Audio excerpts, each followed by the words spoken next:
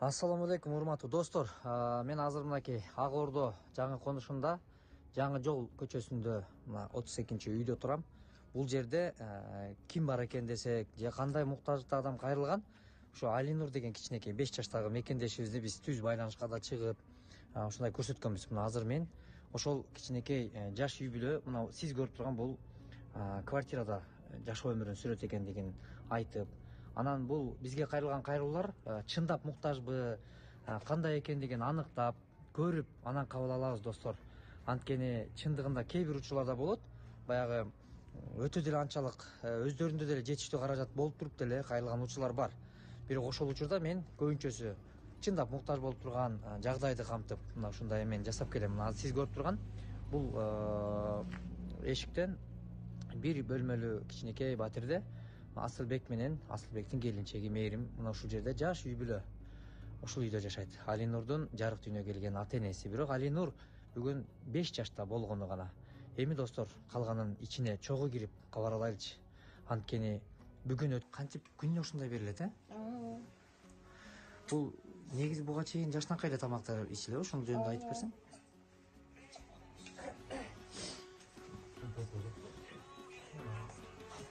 Адресті айтсаңызшы, мына жерде 6 бақыр тұр. Ой, адресті айтып көрсеңіз.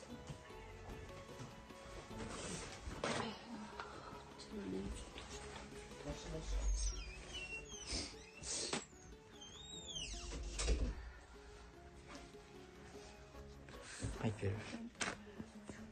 Азыркы убакта күндөн күнгө начарлагандан шприц менен бергенге туура келатат. Өз алдынча жута албай атат.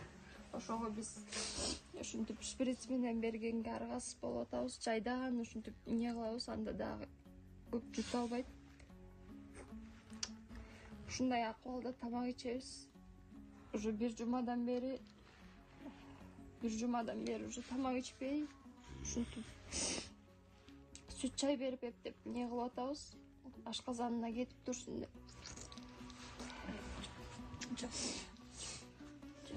2-3 күндөн бери температурабыз көтөрүлүп, температурабыз да белгисиз эмнеден көтөрүлүп аткан.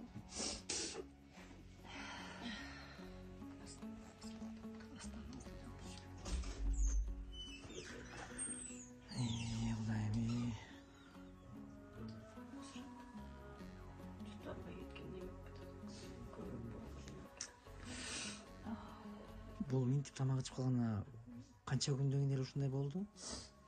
Оюнтуп эметкенден кийин. Уже биз больницадан чыккандан баштап эле ушундай акыбалда чыгып калдык.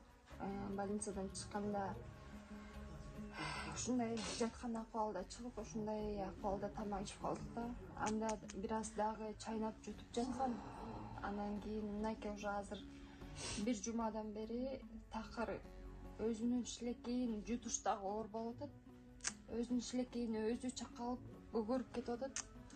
Анан ошондуктан корккондуктан, ошо тамак дагы иче албай аткандыктан бардык нерсени майдалап, ушинтип шприц менен бергенге туура келип атат.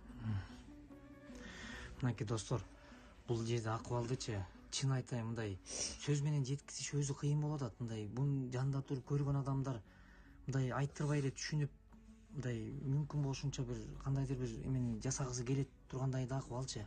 Могу Алинурчу мындай чуркап ойноп жүргөн сонун жигит экен өзүчү. Анан болгону могу сыноо балким азыр биздин аракетибиз болуп, эртерээк барып диагноз аныкталбай атат да, ошону болушунча аракет кылайлы достор, колдон келишинче бирге болгула. Азыр элге жуткале ишенимибиз чоң болуп, анан Кудай буйрса жакын күндөрү чет жакка чыгып кетсе, чет жакка чыкса деле ишенгени ушул карапайым эл сиздерсиздер.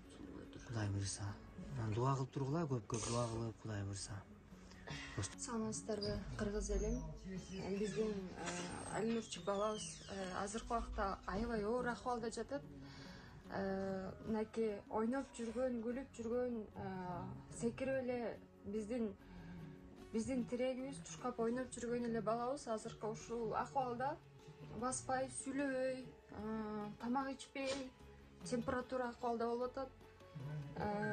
Биздин балабыз биз 3 тасак түшүбүзгө кирген эмес, мындай акыбалга келет деп азыркы убакта күн санап коркуудабыз. Күнү түнү уйку жок.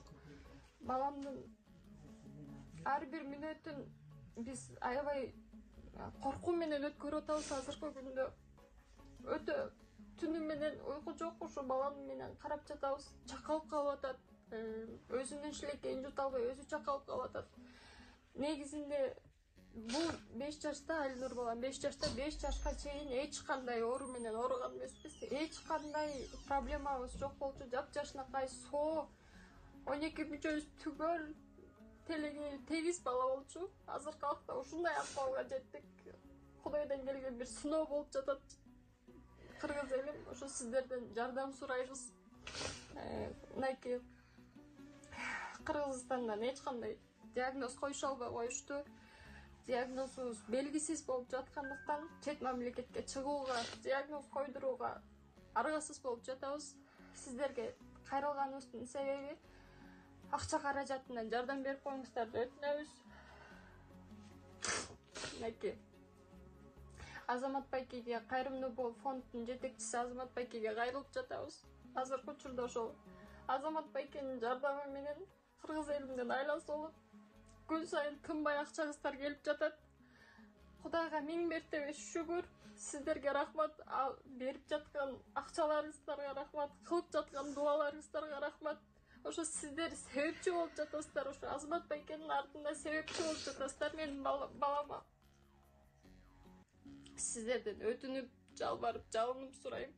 Кайдыгер карабаңыздар. Менин балам ушул эртеңки күнү чуркап басып кеткенине тилектеш болуп, кайрымдуу болуңуздар. Азамат Байкеде мынакей азыр кайрылуу жасагандан баштап Кудайга шүгүр 5-6 миң доллардай чогулуп калды. Сиздерден дагы өтүнүп сурайбыз. Жардам бериңиздерди өтүнөбүз. Аллахым сиздерден ыраазы болсун. Биз коркуп жатабыз, күндөн күнгө балабызды жогото алабызбы деп. Жүрөгүм сезип жатат ушундай. Эртерээк барып сакайып кетишибизге тилектеш болуңуздар. Кыргыз элим, сиздерден жалбарып, жалынып сураймын. Аллахым жардам берген болсун. Кайрымдуу Бол фонд Азамат Байкенге терең ыраазычылык. Сиздерге чоң Аллахым ыраазы болсун сиздерден. Бизден кайтпаса Аллахтан кайтсын. Чоң рахмат ушинтип келип бизге кол сунуп жардам берип жатканыңыздарга терең ыраазычылык, үй бүлөбүз менен терең ыраазы айтабыз. Ыраазычылык болсун.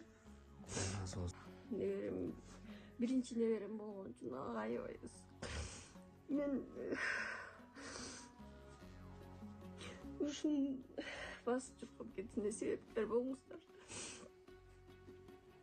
Ошо алыста барып, ушу балам чуркап келсе, сиздерге өлмөй ыраазычылык менен сиздерге жакшылыктар тилейм.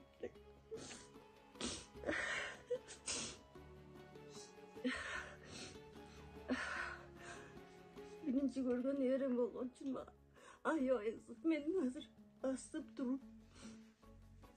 басып туруп ушундан башка эч нерсе ойлобой калдым. Азыр ушул баргандан кийин дагы диагнозун койгондон кийин дагы леченияга дагы жардам керек да. Ошон үчүн сиздерге кайрылып атабыз.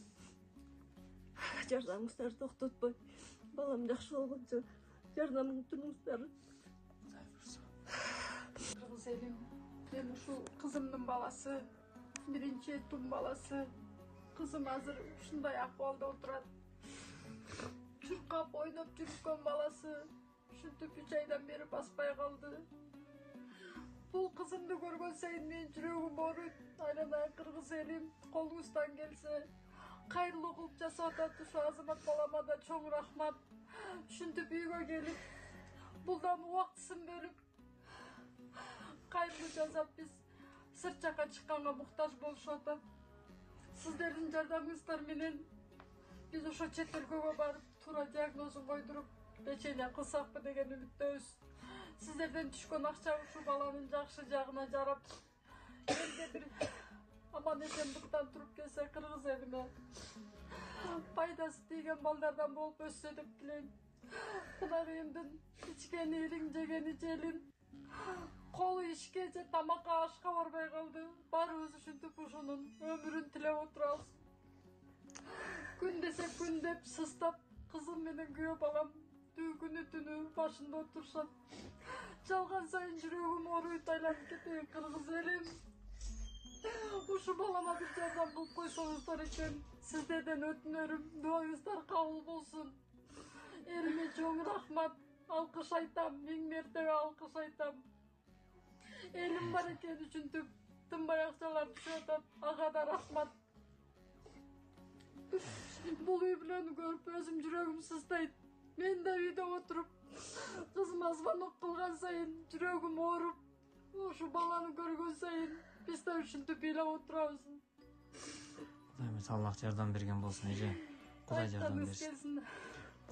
Урматтуу достор, мекендештер, бул жерде азыр бир эмес 3 эненин көз жашы, ушул жердеги үй бүлөнүн, аталардын ушундай бир элге, журтка кайрылган кайрылуусун деги эле биз кыргыз жерде калтырган эмеспиз, калтырбайбыз.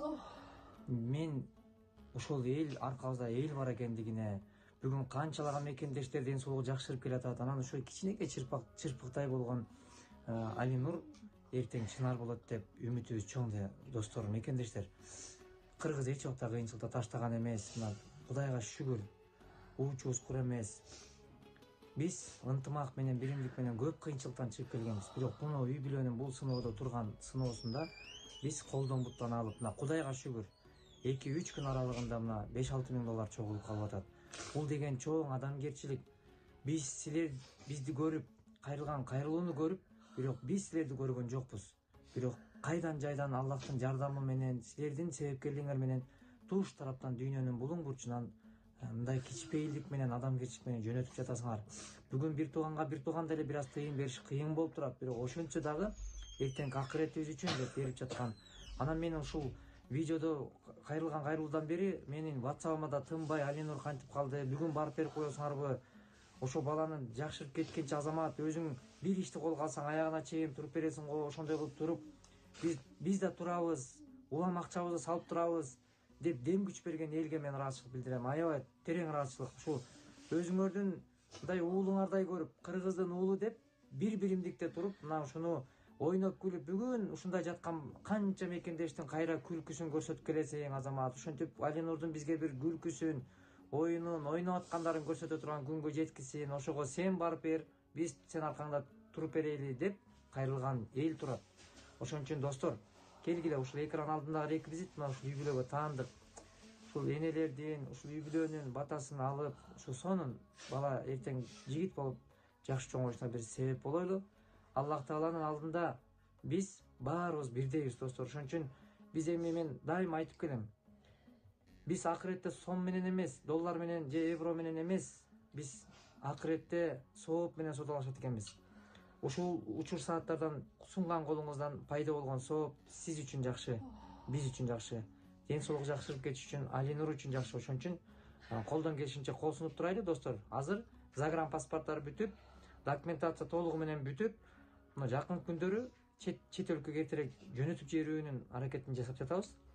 Биз сиздер менен Кудай буйрса байланышып улам маалыматты берип турам. Кудай буйрса, Аллах баарыңардан ыраазы болгон болсун. Айлана кыргыз элим, ушул бүгүнкү күндө ушу Алинур неберебиз күтүүсүздөн ушундай ооруга чалдыгып калды. Биз баарыбыз колдон келген кыргыз элине жардам сурайбыз. Айлана ар бир сунган колуңуздар ушу Алинур неберемдин жакшы болуп кетишине себепкер болсун. Мындай учуруп чүйүскө кирген эмес, мындай Алла Таалам мындай сыноону берип жатат эми.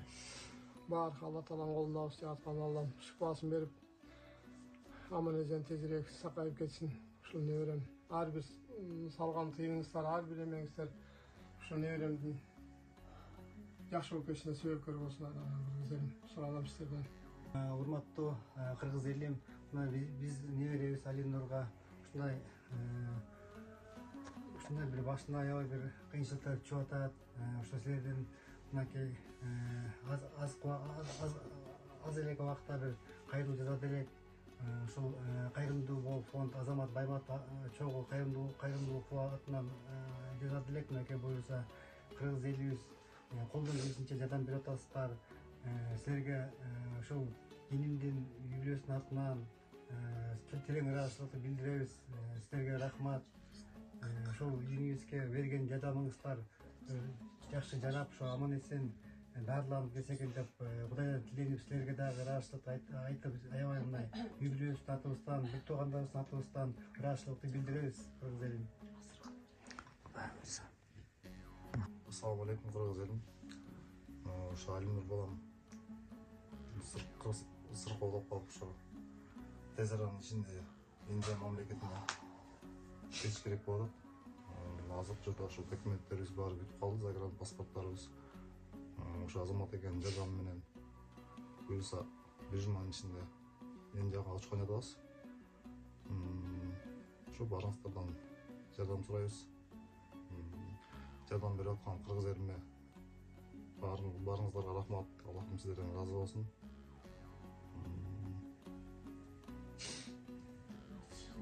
Ошо азыркы учурда ошо тамак ишибиз начарлап, күндөн күнгө оорлошуп баратат.